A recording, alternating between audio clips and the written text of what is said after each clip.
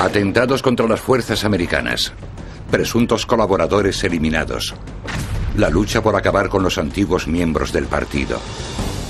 Estas historias parecen sacadas de titulares de periódicos actuales, pero no es así. Esto es Alemania, meses y años después de la Segunda Guerra Mundial. Durante décadas poco se ha sabido de este periodo de posguerra, del movimiento de resistencia nazi y de los guerrilleros que trataron de resucitar el Tercer Reich. Hasta hoy. La última resistencia nazi.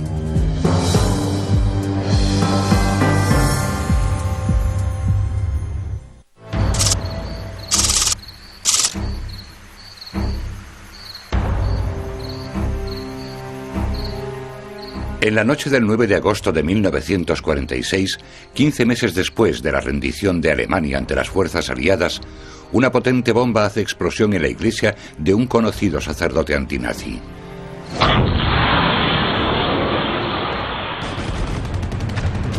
Un mes después, el cuartel de policía estadounidense es apedreado. Un soldado americano es víctima de un ataque con granada. La ciudad se llena de esvásticas y pósters asegurando que los veredictos de los juicios de Nuremberg no son justicia, sino homicidios. Por toda Alemania, grupos de partidarios del régimen nazi planean acabar con las fuerzas de ocupación. En Stuttgart, Siegfried Cabus, exsoldado de las SS de 23 años, lidera un grupo independiente de resistencia. Cabus y sus seguidores eran como una especie de forajidos. No encontraban su sitio en la nueva sociedad y, por tanto, intentaron encontrarlo atacando a las fuerzas aliadas. En octubre de 1946, Cabus y su banda destrozaron algunos edificios de la Spruchkammer, como este de aquí. Estos lugares no les gustaban nada porque en ellos los aliados habían realizado los juicios de desnazificación. Esto se interpretó como una provocación a las fuerzas de ocupación aliadas y también como un ataque al proceso de desnazificación. La prensa empezó a comparar estos ataques con los de finales de los años 20 que ayudaron a preparar el terreno para el surgimiento del partido nazi. Se llevaron a cabo redadas y registros casa por casa que tuvieron como consecuencia el arresto de 70 individuos, pero no de los terroristas. Los investigadores alemanes y americanos estaban desesperados por encontrar a los misteriosos terroristas. ¿Quiénes eran? ¿Qué querían? Y sobre todo, ¿cómo podrían pararles antes de que más gente se uniera a su causa?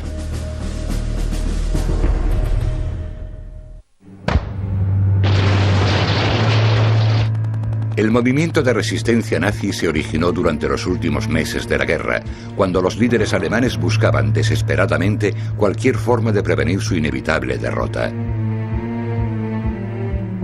En septiembre de 1944, la situación política y militar de Alemania no era muy halagüeña. Las fuerzas aliadas y soviéticas estaban avanzando a buen ritmo. Sería solo cuestión de tiempo que llegasen a territorio alemán. La supervivencia del partido nazi de Adolf Hitler y su famoso Tercer Reich de 100 años corrían serio peligro.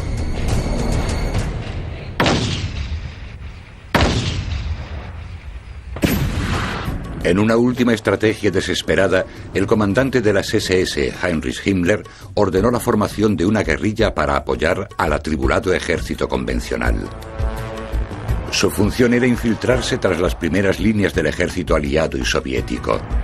Entonces, como si de submarinos humanos se tratase, atacarían las líneas de suministro, los depósitos de combustible y otros objetivos oportunos. Lo que hacían era frenar la avanzada del enemigo y al conseguir retrasar su marcha daban tiempo a Alemania a recurrir a otras opciones y así conseguir tiempo para negociar con los aliados o para desarrollar sus armas milagrosas. Quizás no consiguieran ganar la guerra, pero al menos podrían llegar a un acuerdo relativamente justo para cuando terminase esta. Himmler puso al general de las SS, Hans Prussmann, al mando de esta nueva fuerza secreta. Su experiencia en la lucha contra la resistencia soviética en el frente oriental de Alemania le había convertido en el candidato perfecto. Prusman era un personaje bastante cruel. Había sido comandante de la policía nazi en Ucrania y en el sur de Rusia. Por si fuera poco, durante la retirada de Alemania de Rusia, los alemanes intentaron establecer algunos asentamientos de colonos compuestos por minorías étnicas alemanas que supuestamente se encargarían de defender la frontera de los rusos. Uno de esos asentamientos fue llamado Hombre Lobo. El nombre en clave era Hombre Lobo. Hombre Lobo fue también el nombre en clave que le puso Prusman a su nuevo comandante de la guerrilla nazi. Para los alemanes que vivieron en los años 40, el hombre lobo tenía un gran significado. El hombre lobo es una bestia mitológica de la Edad Media, que llegaba en plena noche a las casas de la gente y les mataba. Además, a Adolf Hitler le gustaba el nombre de Lobo. Su perro se llamaba Lobo. Para él, lobo era una palabra mágica, y el hombre lobo era un símbolo de épocas pasadas que le serviría para atrapar a sus enemigos.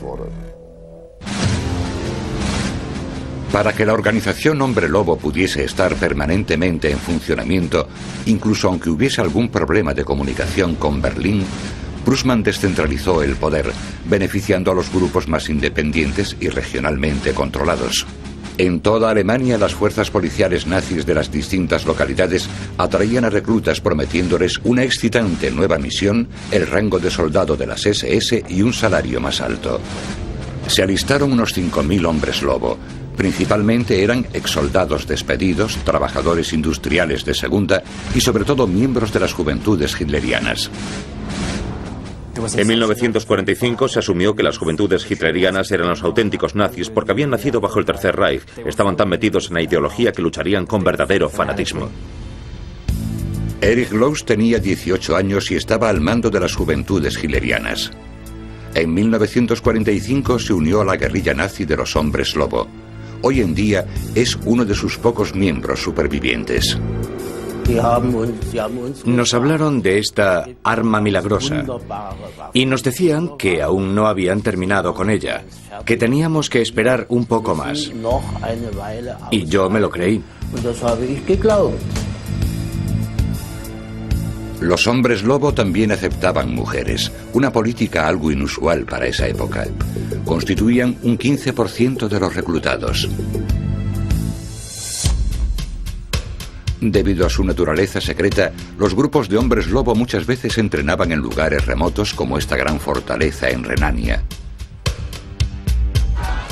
El curso era una versión más corta de la formación propia de un soldado de infantería e incluía orientación, marcha y manejo del fusil. Teníamos lo mismo que tenían los soldados de infantería de aquella época.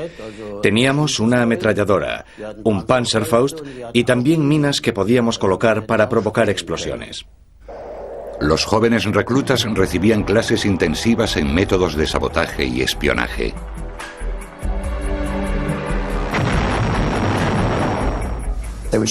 A los hombres lobo les enseñaban cómo utilizar esto haciendo estallar 3 cepos, y como habían recibido una buena formación en explosivos, cuando los soldados estuviesen tras las líneas enemigas, podrían utilizarlos de una manera más cruenta.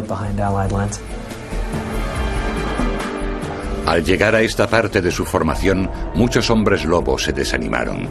Según las leyes internacionales del combate militar, luchar tras las líneas enemigas vestidos de paisano era ilegal.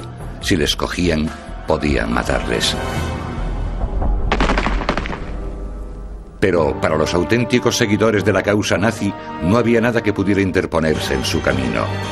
Algo que los aliados descubrirían en cuanto ocuparan la primera ciudad alemana.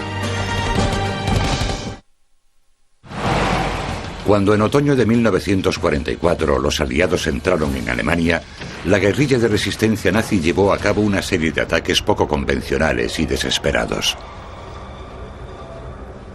Equipos de hombres lobo de 3 a 6 personas se infiltraron tras las líneas enemigas, adentrándose en los bosques en plena noche. Muchas veces se alojaban en búnkers, consiguiendo así que las tropas enemigas pasaran de largo.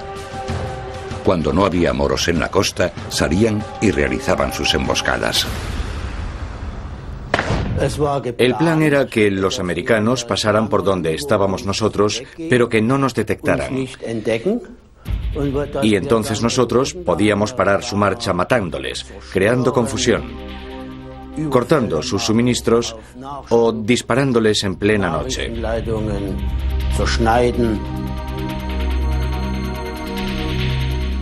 El uso de armas de fuego, metralla y pequeños explosivos causaron los mayores estragos. Otra táctica efectiva fue la colocación de minas. Los aliados no solían comprobar las carreteras por las que pasaban, así que si alguien salía del bosque y colocaba una mina en una carretera, causaría un serio problema a los aliados. Podría dañar un vehículo o, en el caso de pisarla con las ruedas, explotar. Los hombres lobo también tenían órdenes de matar a cualquiera que colaborase con los aliados. Se estima que cuando acabó la guerra habían matado a muchísima gente, entre ellos cientos de civiles. Una de las operaciones de mayor éxito tuvo lugar en Aachen, una ciudad situada al oeste de Alemania, en la frontera con Holanda y Bélgica. El 21 de octubre de 1944, las fuerzas americanas tomaron Aachen. Fue la primera ciudad alemana en ser ocupada. Inmediatamente los americanos reclutaron a no nazis para formar una nueva administración local y así restablecer los servicios básicos para los habitantes de la ciudad. Para los aliados, el nuevo gobierno provisional alemán supuso un éxito simbólico, pero para los líderes nazis de Berlín fue algo terriblemente humillante. Para ellos fue horrible. El gobierno alemán llamó traidores a los miembros del nuevo régimen de Aachen y Joseph Goebbels dijo que en cuanto volviesen colgarían a estos traidores de cada uno de los árboles de Aachen. Himmler ordenó a las guerrillas de los hombres lobo que asesinaran al nuevo alcalde. Su intención era enviar un claro mensaje a cualquier colaborador potencial. En marzo de 1945, 2 meses antes de la rendición de Alemania, un equipo de 5 hombres y una mujer se lanzaron en paracaídas tras las líneas enemigas en Bélgica. Entonces cruzaron por tierra hacia Aachen, matando a un guardia fronterizo en el camino. Al día siguiente por la noche llegaron aquí, a la casa del nuevo alcalde de Aachen, Franz Oppenhoff. Los soldados de las SS llegaron aquí. Llamaron a la puerta y abrió la criada. Le dijeron que eran pilotos alemanes que habían tenido un accidente y le pidieron algo de comer. La criada entró en la casa, se lo contó al alcalde y él le dijo que les preparase unos sándwiches. Entonces el alcalde fue hasta la puerta a saludar a los pilotos y uno de los soldados, colocado de rodillas, le disparó en la parte izquierda de la cabeza. El asesinato de Oppenhoff fue una gran victoria de la propaganda nazi. Fue muy difícil encontrar un sustituto, porque todo el mundo creía que en cuanto fuera elegido alcalde le asesinarían. Todos estaban asustados, las 5.000 personas que había en la ciudad. Semanas después de la muerte de Oppenhoff, otros 6 alcaldes de pequeñas ciudades fueron asesinados. Los hombres lobo ya no eran un secreto nazi. Por el contrario, su nuevo misterio acaparaba los titulares de los periódicos de toda Alemania y Estados Unidos. Los crímenes perpetrados por las guerrillas nazis fueron solo el comienzo de una campaña de violencia que protagonizará los últimos días del Tercer Reich. El cruel régimen nazi no se detendrá ante nada para asegurar su supervivencia a largo plazo.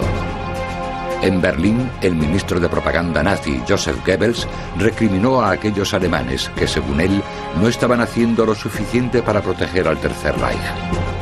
En un intento de unificación, el 1 de abril de 1945, Goebbels estrenó un nuevo programa de radio, Radio Hombre Lobo.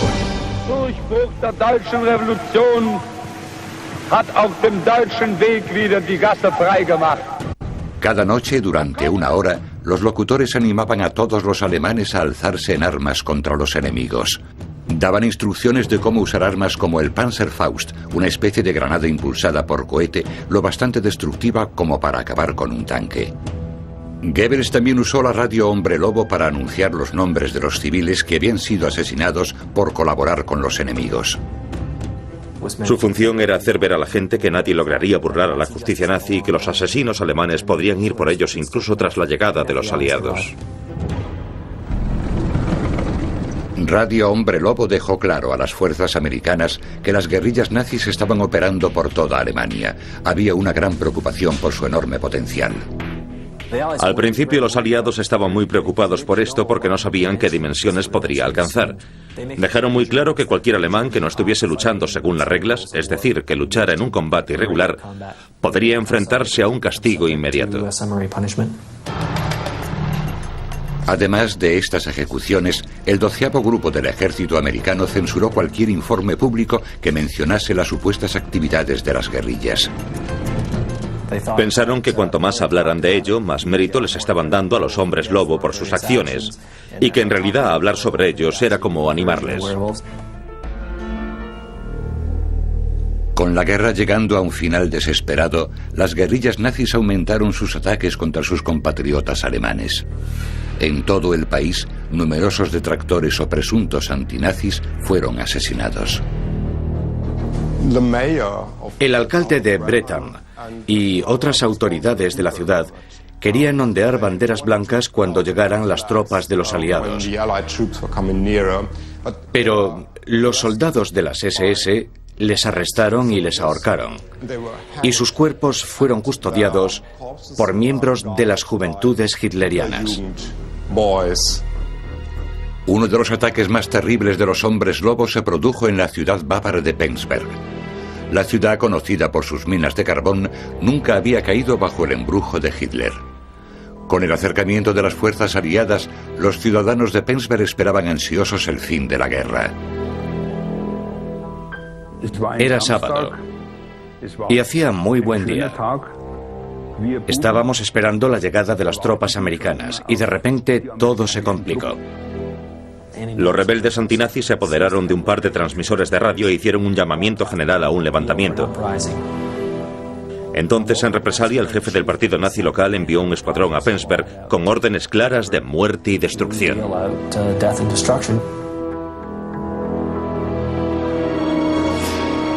Dos grupos de soldados y guerrillas entraron en Penzberg. Los soldados se dirigieron al despacho del alcalde y le ordenaron que destruyese la mina de carbón de la ciudad. Él se negó. Entonces arrestaron al alcalde y a 6 de sus subordinados y les llevaron a las afueras de la ciudad. En este lugar, los 7 hombres, uno tras otro, fueron atados a los árboles y luego fueron fusilados por los soldados de la Wehrmacht.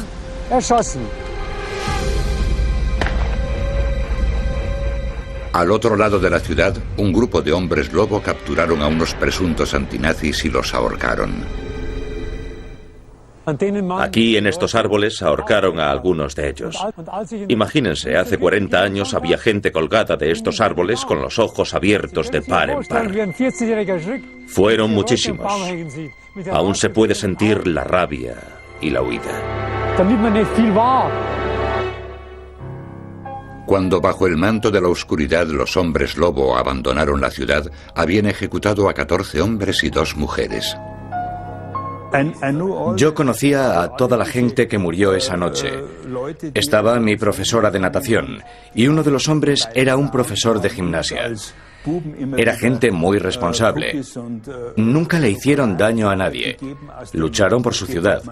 Pero esto nadie lo vio venir y nadie quería que sucediera.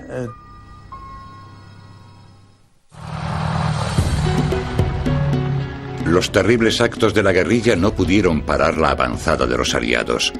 Cada día las fuerzas americanas y rusas estaban más cerca de Berlín. El 30 de abril de 1945, Adolf Hitler se suicidó.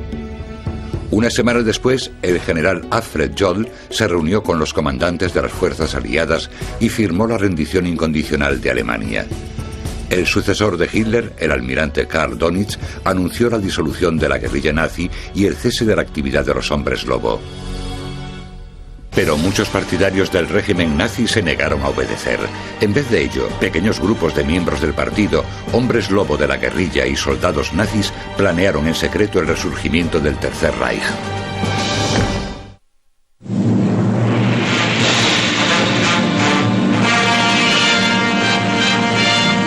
Additional films inside Berlin. Photographed on 9th May, just as the unconditional surrender terms were being ratified in the German capital, the scenes show the emptiness and desolation of this once largest city on the continent.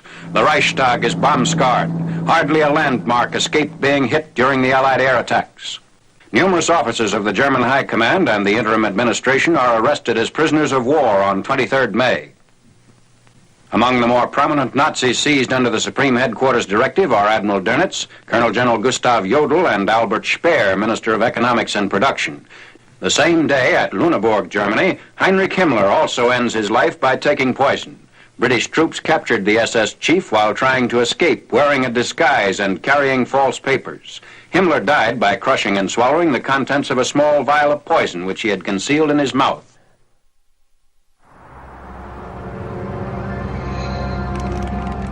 Después de su rendición incondicional el 7 de mayo de 1945, Alemania estaba derrotada. Millones de personas habían muerto. Aquellos que sobrevivieron sufrieron muchísimo durante el conflicto, en combate y en casa. Los constantes bombardeos aéreos de los aliados y la batalla en suelo alemán habían forzado a millones de alemanes a abandonar sus hogares. La gente estaba contenta de que acabara la guerra, pero la pregunta era, ¿y ahora qué? ¿Cómo podemos seguir viviendo con nuestro pasado? ¿Qué harán los aliados con Alemania? El 5 de junio de 1945, los aliados anunciaron que gobernarían Alemania desde 4 zonas ocupadas, una para cada una de las 4 potencias: la Unión Soviética, Gran Bretaña, Estados Unidos y Francia.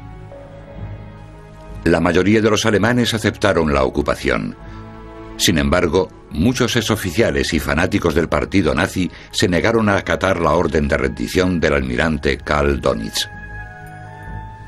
Anteriormente, en 1945, Himmler había estipulado que cualquier comandante alemán que decidiese acabar con la lucha debería ser automáticamente retirado de su cargo, y sus órdenes no serían válidas. Entonces algunos hombres lobo se acogieron a esto diciendo, en realidad las órdenes de Dönitz no son válidas porque ha decidido acabar con la lucha, así que no tendríamos que escucharle. Entre abril del 45 y diciembre del 48, un periodo de más de 3 años, numerosos grupos de la resistencia realizaron ataques contra las fuerzas de ocupación. Este mapa secreto fue publicado en enero de 1946 por la Agencia de Contraespionaje de Estados Unidos. Detalla más de 500 actos criminales cometidos en tan solo 3 meses y que incluían saqueos, disturbios, sabotajes y también 69 asaltos a personal americano.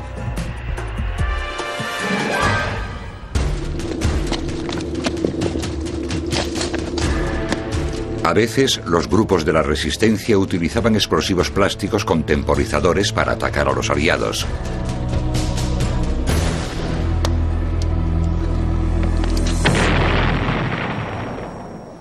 Esto ocurrió en un par de ocasiones, cuando algunos cuarteles generales explotaron tras la llegada de los aliados.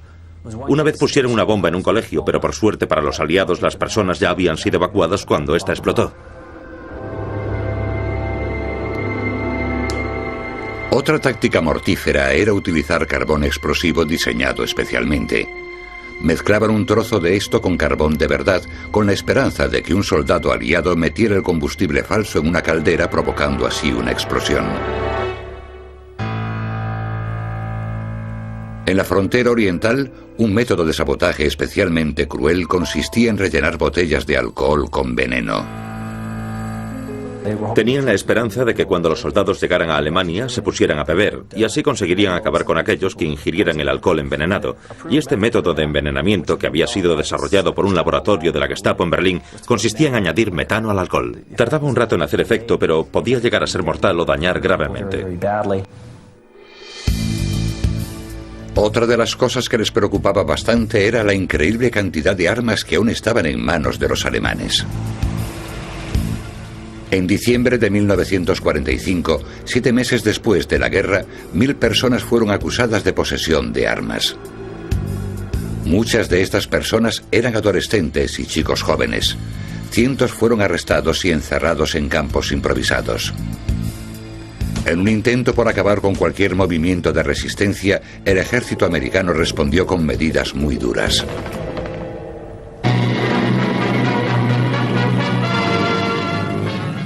Disobedience to our orders results in immediate punishment. The death sentence is meted out for armed resistance to the Allied forces, for acting in defiance of terms imposed by the Allies, for falsely pretending to be a member of the Allied forces. Los americanos tomaron estas medidas para evitar cualquier tipo de resistencia armada y para proteger a las fuerzas de ocupación. Mientras los americanos usaban el pelotón de fusilamiento para castigar a los miembros de las guerrillas, los británicos utilizaban el método tradicional de ejecución alemán, la decapitación. Después de su entrada en Alemania, las fuerzas aliadas iniciaron una serie de polémicas represalias en masa. Esto sirvió para prevenir los ataques de la resistencia, aunque violaron la Convención de Ginebra que prohibía a la fuerza de ocupación la toma de represalias cuando estos eran atacados por individuos o pequeños grupos. En una ciudad, un soldado aliado fue alcanzado por un francotirador alemán que pertenecía a las juventudes hitlerianas, y entonces ellos en represalia mataron a 13 soldados alemanes. Cuando entraron en una ciudad de las montañas de Harz, allí también se produjo un tiroteo y perdieron a un soldado. Entonces salieron de la ciudad, estuvieron bombardeando las afueras toda la noche. Sin duda, las fuerzas francesas no sentían ningún tipo de afecto por los nazis. Muchas veces recurrían a medidas muy duras para acabar con la actividad de la guerrilla.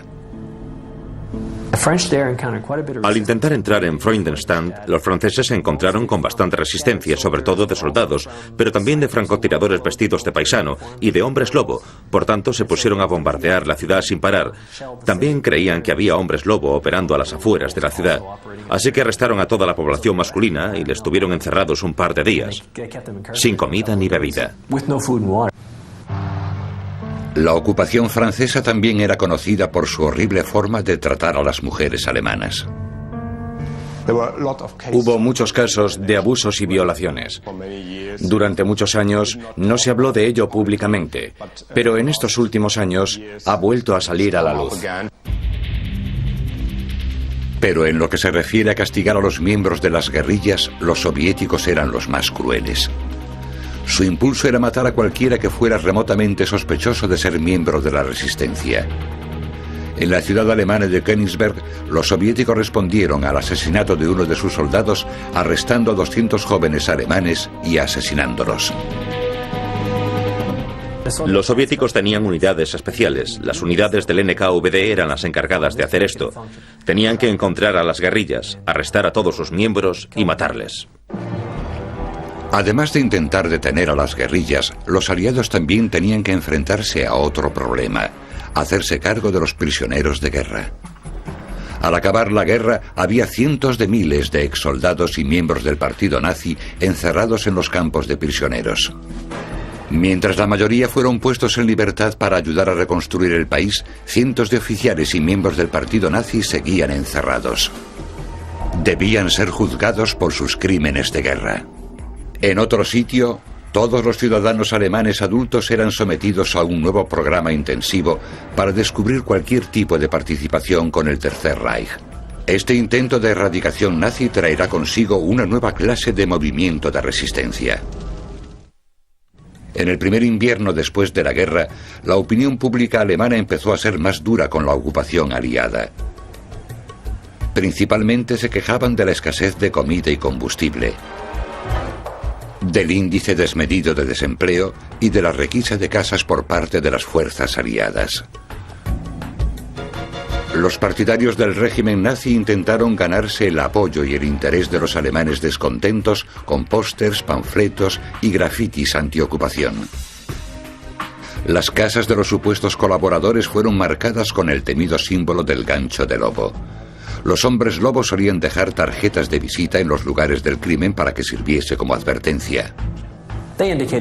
Lo que querían decir era que quizás no podían hacer esas cosas entonces, pero que las harían cuando los aliados regresaran a casa.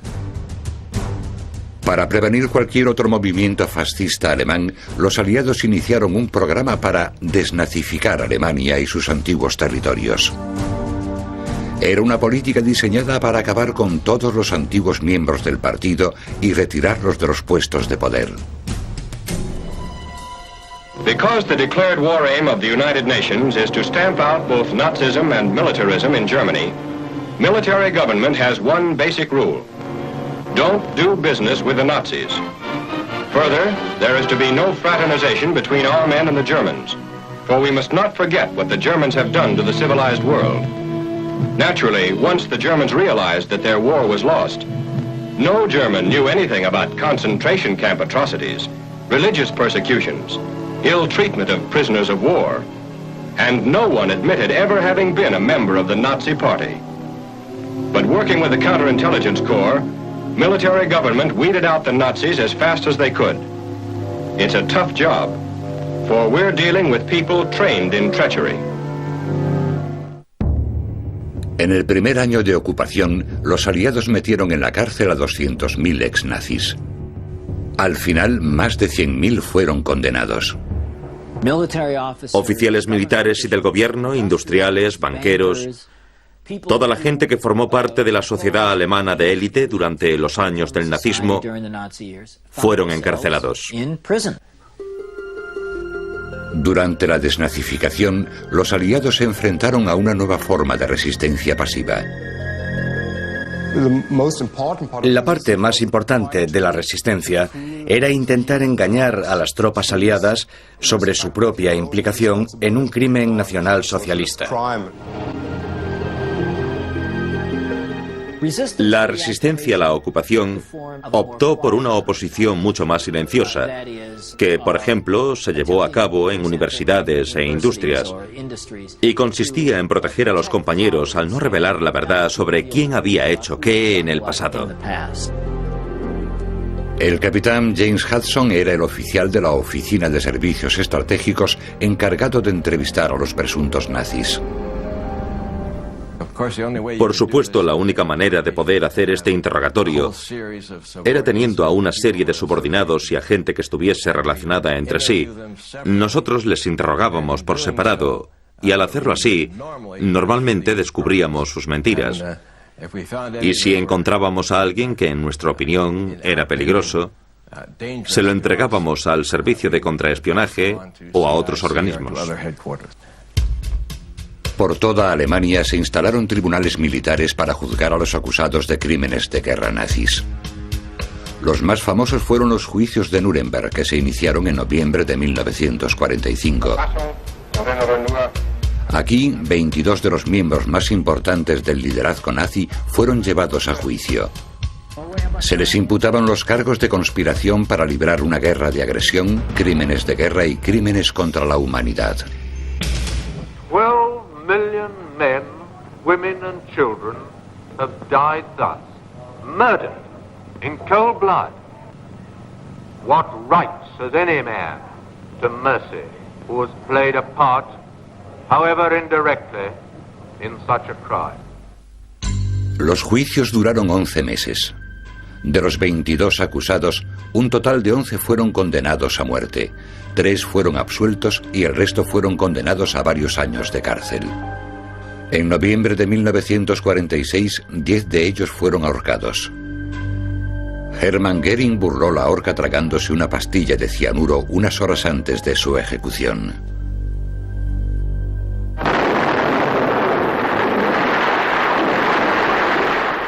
Sin embargo, la desnazificación no solo buscaba castigar a los líderes del régimen nazi, sino también eliminar todos los elementos propios del nacionalsocialismo de la vida pública. Todo alemán que viviese en el sector americano debía rellenar un cuestionario detallado. Entonces los sospechosos eran llevados ante los consejos ciudadanos o Sprukamans. Se llevaban a cabo en edificios como este por toda Alemania. En 1946, la responsabilidad de la desnazificación pasó a manos de las autoridades alemanas y a partir de ese momento las Sprukamans se convirtieron en las instituciones centrales de la desnazificación. Por tanto, la Sprukaman decidía si debía haber juicio o si la persona podía ser considerada un Belastet, es decir, inocente. Los alemanes no sabían muy bien qué pensar sobre el asunto de los juicios. La mayoría de los alemanes se quejaban de que las sentencias no eran del todo justas. El problema era cómo identificar a cada persona y cómo descubrir exactamente de qué eran culpables. La cuestión era que la realidad era igual que un cuadro, con muchos colores diferentes y sombras de grises.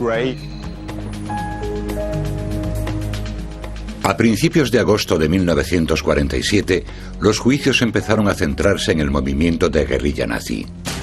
Más de 2 años después de la guerra, se produjeron bombardeos y ataques incendiarios sobre Múnich y Nuremberg. En Stuttgart, el antiguo soldado de las SS de 23 años, Siegfried Kabuhl, lideró a un grupo de nazis en una campaña de terror con el objetivo de debilitar a la ocupación americana.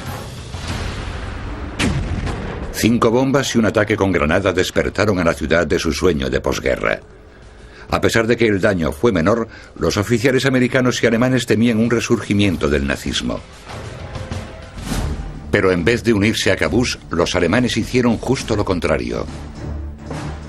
Organizaron manifestaciones en contra de los bombardeos. En Stuttgart, 77.000 trabajadores dejaron sus puestos de trabajo durante 15 minutos. Fue impresionante cómo la gente inmediatamente reaccionó y se puso a organizar manifestaciones en contra de los nacionalsocialistas. En noviembre, las autoridades capturaron a Kabuhl y a su banda. Un juicio celebrado en enero les declaró culpables y Kabuhl fue condenado a muerte. La captura de Kabuhl acabó de forma definitiva con el movimiento de la guerrilla nazi. La mayoría de los alemanes habían visto suficiente muerte y destrucción durante la guerra. No tenían ningún interés en regresar al pasado. El nivel de muerte entre 1943 y 1945 en las Fuerzas Armadas alemanas y en la sociedad alemana va mucho más allá de lo imaginable. El concepto de la existencia de una especie de plan de resistencia ignora algo mucho más importante, que todos los días durante los últimos meses de la guerra murieron miles y miles de soldados alemanes y civiles y por tanto nadie tenía ganas de continuar con la resistencia. El desesperado intento por resistirse a la ocupación duró más de 2 años. Más de 40 soldados americanos fueron asesinados, pero al final, todos los esfuerzos por el resurgimiento del partido nazi fracasaron.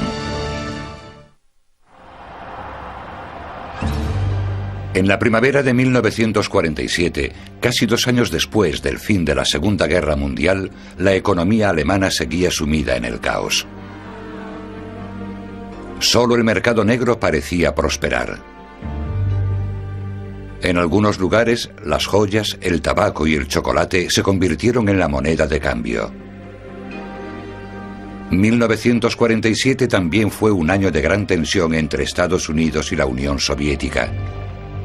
Mientras la Guerra Fría iba calentándose, los oficiales en Washington se empezaron a tomar muy en serio los problemas económicos y sociales de Alemania.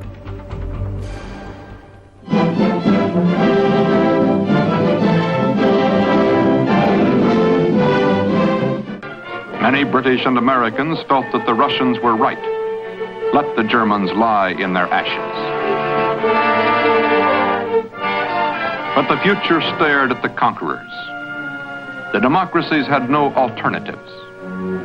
Unless Germany was taught democracy, it would learn communism. Another struggle, the struggle to win the mind of a country, had begun. El gobierno de los Estados Unidos decidió que su política de castigo y sentencias judiciales no era suficiente y que en vez de eso, Estados Unidos tenía que centrarse más en una reconstrucción económica.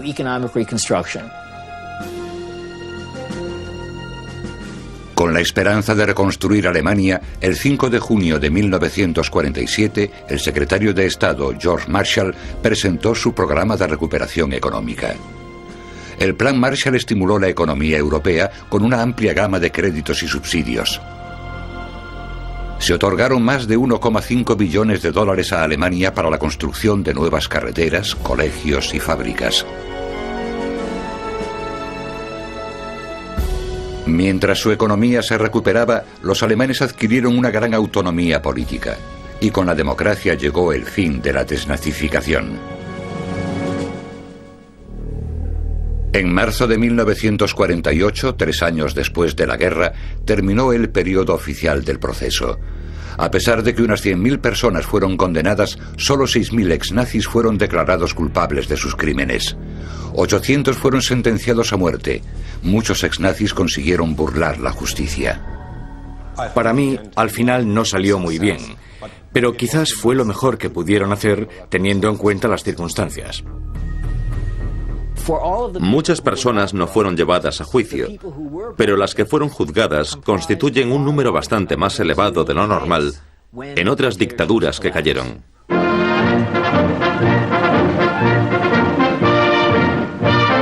85% of eligible West German voters flock to the polls, and a smiling, confident Chancellor Adenauer arrives to cast his ballot in Bonn for the Christian Democrat ticket which he heads.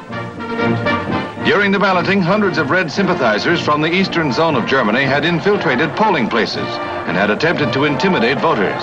Police had their hands full dispersing the rioting mob.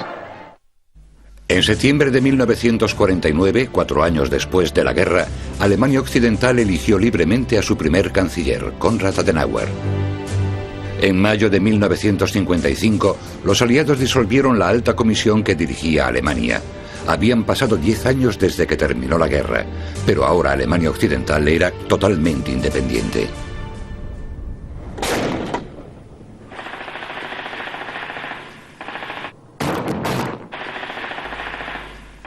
Hoy la soberanía iraquí ha sido ya restablecida, pero Estados Unidos aún se enfrenta a la dura tarea de la reconstrucción de Irak. Para los historiadores, las lecciones aprendidas hace 5 décadas resuenan a través del tiempo. Nada de lo que se consiguió en la posguerra alemana se ve de manera positiva. Me refiero a que no se hubiese hecho justicia ni se hubiera llegado a la democracia si el régimen nazi y su ejército no hubiesen sido derrotados y desbancados. Quizás merezca la pena pensar en ello ahora porque el régimen Baath aún no ha sido derrotado. Aún quedan seguidores del régimen. Aún no han dejado de luchar. A pesar de haber sido capturado, Saddam Hussein está vivo y sigue siendo una posible fuente de inspiración para aquellos que se oponen a la libertad de Irak. Las emisoras de radio alemanas enseguida anunciaron la muerte de Adolf Hitler y su sucesor convenció a la mayoría de los alemanes de que su líder había muerto. Su muerte evitó que otras muchas guerrillas se uniesen a la causa. Sin duda, este hecho tuvo un efecto devastador sobre determinada gente que en otras circunstancias hubiese intentado seguir con la guerra de los hombres lobo, sobre todo considerando que Hitler estaba bajo tierra, porque si él hubiese podido acceder a un transmisor de radio, se hubiese comunicado con sus seguidores. En Irak, al igual que en la posguerra alemana, la mayoría de los ciudadanos se sienten incómodos con la presencia de una potencia extranjera. A nadie le gusta que otro país ocupe su tierra y, por tanto, cuanto más leve sea la ocupación y más soberanía pueda ser transmitida a los iraquíes, mejor. En este proceso de transmisión de la soberanía a los iraquíes, haremos todo lo que podamos, incluso más de lo que hicimos en Alemania, para que los ciudadanos de Irak, que fueron tratados injustamente por el antiguo régimen, puedan expresarse libremente. Son ciudadanos que dependen de nosotros para poder contar sus historias y hacer justicia. La forma de hacer justicia y de sacar a la luz la verdad no es el silencio, sino la venganza. En Alemania, los grupos de la resistencia cometieron asesinatos, sabotajes y bombardeos. Pero su movimiento nunca llegó a imponerse, ya que los alemanes, que habían sufrido la guerra durante 6 años, simplemente estaban cansados de luchar. Para los iraquíes, el futuro aún es incierto. Sin duda, las situaciones de posguerra en Irak y Alemania son radicalmente diferentes, pero el mundo solo espera que puedan compartir un estable y pacífico futuro. Las condiciones previas a la instauración de un gobierno democrático en Irak no son tan buenas como lo fueron las de Alemania. Pero quiero que recordemos la actitud pesimista que teníamos con respecto a Alemania en 1945, algo de lo que solemos olvidarnos. Puede que sea importante tener esto en mente cuando pensemos en la difícil situación que está atravesando Irak en la actualidad.